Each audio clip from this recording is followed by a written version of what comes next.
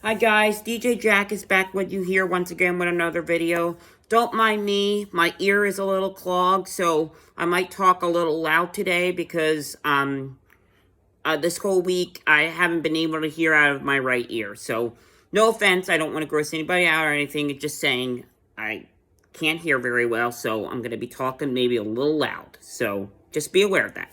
All right, let's go into the review and spoiler if you haven't seen the Beach Boys documentary on Disney Plus. I want to say my opinions and share what I thought about it.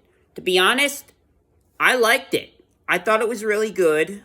The only kind of thing that kind of got me a little bit was the ending towards the end of the 1960s.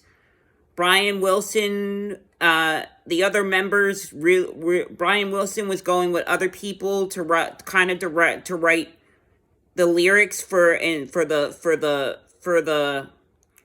songs for the albums and stuff, and he didn't really get it. And then he went to the band, to his other band members of the Beach Boys, and kind of didn't want to and kind of recorded with them the songs, but he already had the lyrics together and they had to sing like what he wrote and stuff.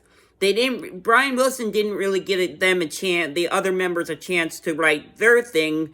And then eventually, towards the end of the 1960s into the 1970s, they kind of talked with Brian to try to they wanted to get back together and write the earlier stuff, like the California Girl and all those stuff and all that. Like the early Beach Boys kind of sounding like the early Beach Boys stuff again.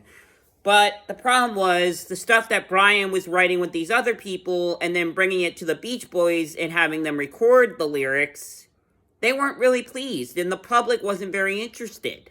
And unfortunately, I watched it and they weren't really getting the audience enough. And for a while, people weren't interested what the Beach Boys were putting out.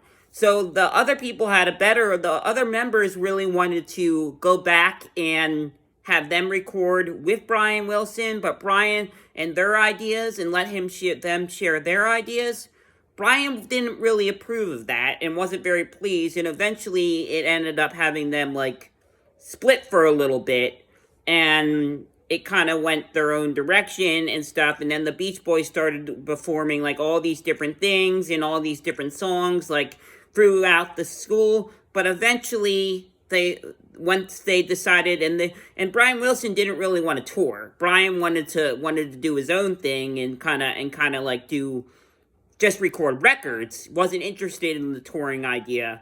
But eventually the Beach Boys found out towards the very end of the documentary that they sounded pretty good, better live. And they found out that touring was touring out there, going out there touring and stuff was the best fit for them and worked for them. I mean, yes, they toured earlier on in the 60s and stuff and did the tours, but they found out performing live was more their thing. They did release a few records throughout the 70s into the 80s, but they found out they sounded better towards the end of the documentary. It says this, similar to this, that they found each other, they thought performing live was better than making records. They loved the other tour bands wanted to go out on tour. Brian just wanted to be back and write stuff, but eventually Brian came back together and they formed back together a little bit later on and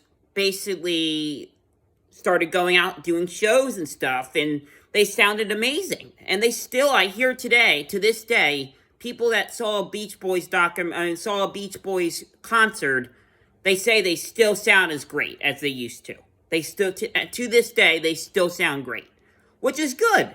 I mean, no offense, the Beach Boys are just one of the greatest bands. Yes, there was a lot of rivals with the Beatles, that they really wanted to be like the Beatles. They were a little bit shocked how good the Beatles could perform, especially going on the Ed Sullivan Show, but they did eventually have it. They had, I think 2 hits, I believe. They had, 2 number ones that went up the charts. One was I Get Around, which is one of my favorite Beach Boys songs. I believe that was in 64, I think it was 64 is when it came out. I'm not exactly sure. And they kind of beat the Beatles up there with a #1 hit. And then all of a sudden later on, I think it was like 67 or 68 or something, Good Vibration.